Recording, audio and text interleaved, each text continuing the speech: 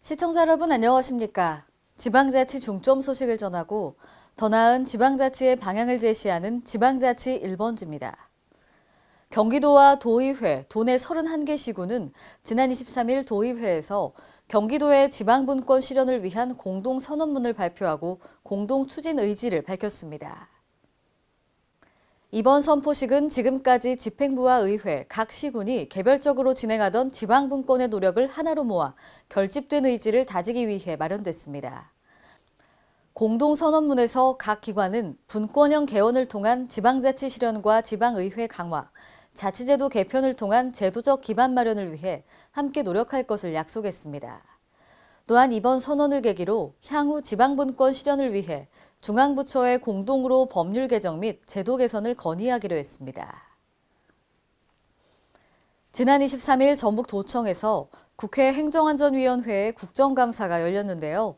국회 행정안전위원회 소속 황영철 의원이 전북에서 겨우 35억 원의 기금을 조성해서 할 수 있는 일은 없다며 이것은 생색내기에 불과하며 도민들을 우롱하는 것이라고 주장했습니다. 보도에 신다혜 기자입니다.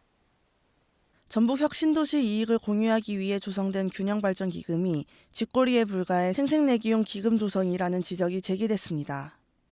국회 행정안전위원회 소속 황영철 의원이 23일 전북도청에서 열린 국회 행정안전위원회의 국정감사에서 전북에서 전주와 완주를 제외한 12개 시군에 겨우 35억 원의 기금을 조성해서 할 수 있는 일은 없다며 전북도와 전주시, 완주군이 다른 시군을 우롱하는 것이라고 주장했습니다.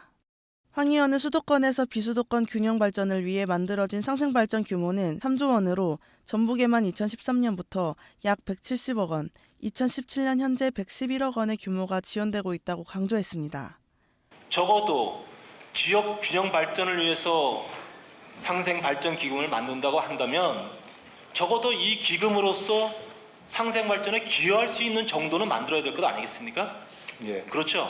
이어 황 의원은 혁신도시의 이익을 공유하겠다는 의지가 있다면 기금의 규모를 대폭 늘리고 취지를 살리는 시스템을 마련할 것을 촉구했습니다. 다만 이런 기금조차도 전국에서는 최초라는 사실의 의미를 저는 두고 싶고요. 합의에 의해서 이루어졌고 당시에 상당히 어려운 과정을 해서 그나마 이 기금이 만들어져서 앞으로 확대하는 방안을 지금 그렇지 않습니다. 한편 전북도는 올해 8억 원을 시작으로 오는 2020년까지 총 35억 원의 기금을 마련할 예정입니다. K랜 신다혜입니다. 박원순 서울시장은 지난 23일 종로구의 주요 정책 현안 현장을 방문해 주민들의 의견을 청취하고 사업 진행 상황을 점검했습니다. 박 시장의 자치구 현장 방문은 이번이 13번째로 앞서 서초구와 동작구, 중구에서 주민들을 만나 목소리를 들은 바 있습니다. 이번 방문지는 종로 노인종합복지관과 창신동 쪽방상담소, 낙산공원 내 복합문화시설 건립부지입니다. 이날 박 시장은 주민들의 의견을 수렴하고 근무 직원들을 격려했습니다. 광주광역시가 광주 복지에 대한 논의를 하나로 묶기 위해 관련 복지, 시민단체들이 결합한 광주복지연대가 창립을 기념하며 광주복지대 토론회를 개최했습니다. 광주시는 지난 23일 김대중 컨벤션센터에서 광주 시민, 사회복지사 등 약 1000여 명이 참석한 광주복지연대 창립대회 및 광주복지대 토론회를 펼쳤습니다. 행사의 일부 창립대회는 창립선언문 및 결의문 낭독과 함께 지방선거 대책본부 발대식을 갖고 연대의 출발을 알렸습니다. 복지연대는 내년 6.13 지방선거를 통해 협치 광주복지가 되도록 앞으로 올바른 참정권 행사를 할 것을 선언한다고 밝혔습니다. 2부 대토론회는 문재인 정부의 국정과제와 광주복지가 나아갈 방향을 주제로 펼쳐졌습니다. 제2회 세계과학문화포럼이 지난 22일부터 오늘까지 카이스트와 대전 컨벤션센터에서 열리고 있습니다. 이번 포럼은 지난 2015년 대전에서 개최된 세계과학정상회의의 대전선언 취지를 구현하기 위해 지난해 처음 개최된 뒤 두 번째로 열렸습니다. 4차 산업혁명 특별시 육성 및 사이언스 페스티벌의 부재인 새로운 물결, 4차 산업혁명에 따라 전공 진로 탐색, 글로벌 강연, 테드 강연 등이 열리고 있습니다. 지난 23일부터 이틀간 진행되는 강연에는 4차 산업혁명과 관련된 주제로 국내외 석학들이 연단에 섭니다. 울산광역시가 새 정부의 대통령 공약 사업으로 채택된 조선해양미래산업연구원 설립을 위한 공감대 형성에 본격 나섰습니다. 울산시는 지난 23일 시민홀에서 울산발전연구원과 공동으로 조선해양산업 미래연구 방향과 발전 전략을 주제로 심포지엄을 개최했습니다. 이번 심포지엄은 조선산업의 위기 극복과 4차 산업혁명 시대에 맞는 조선해양미래산업연구원의 설립 필요성과 설립 방향을 모색하기 위해 마련됐습니다.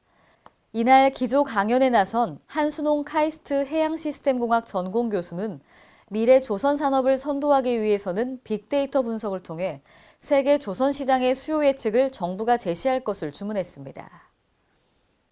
서울 강남 한복판인 지하철 2호선 삼성역과 9호선 봉은사역 사이에 광화문 광장 1.5배 규모의 공원이 생깁니다. 공원 지하에는 철도 노선 5개가 지나가는 복합 환승센터가 들어섭니다. 또 태양광을 모아 지하로 확산시키는 시설을 통해 지하에서도 마치 지상에 있는 것처럼 환한 빛을 접할 수 있게 만듭니다.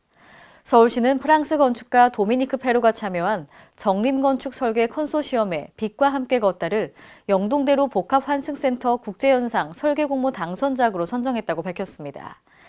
영동대로 복합환승센터 개발은 국내 지하공간 개발 역사상 최대 규모로 철도 역사뿐 아니라 버스 환승 정류장, 전시장 등이 들어섭니다. 오늘의 단신 뉴스입니다. 김영록 농림축산식품부 장관은 최근 반려견 관리 소홀로 인한 인명사고가 지속적으로 발생해 국민들의 불안감이 커지고 있으니 반려견에 대한 안전관리를 대폭 강화할 필요가 있다고 강조했습니다.